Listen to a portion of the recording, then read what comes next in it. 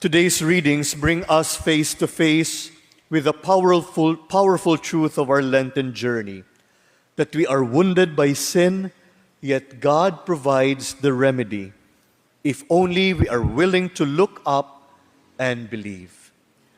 In the first reading, the people of Israel grew impatient in their journey towards the promised land. They complained against God and against Moses. And in response, serpents came and bit them, and many died. But realizing their sin, they repented and cried out for help. God did not remove the serpents immediately.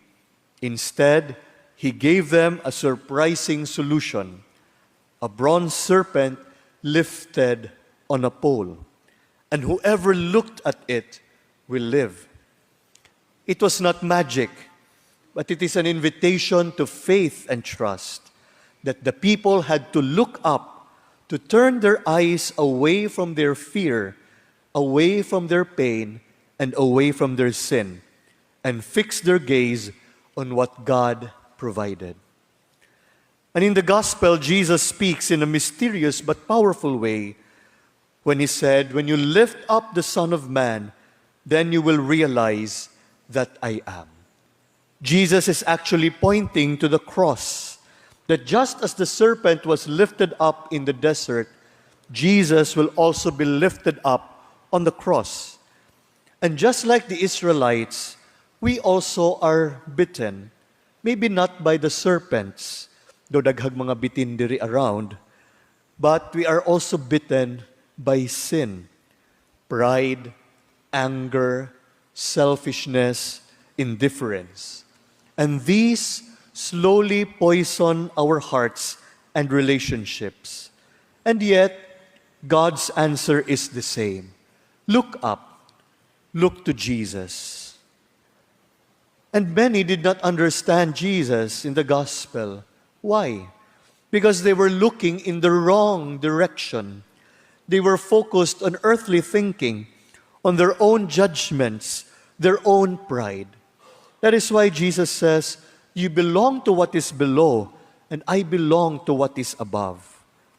And the season of Lent is precisely the time to change our direction from looking at ourselves to looking at Christ, from clinging to sin to trusting in God's mercy, from despair to hope.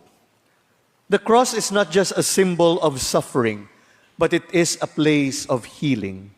And when we gaze upon the crucified Christ, we are reminded that sin is real and serious, but God's love is greater. Every time we come to Mass, every time that we pray, every time that we go to confession, and every time that we do acts of charity to those in need, we are looking again to the one lifted up, trusting that He can heal us. Brothers and sisters, the message today is simple but demanding. The Lord is telling us not to stay stuck in the poison of sin.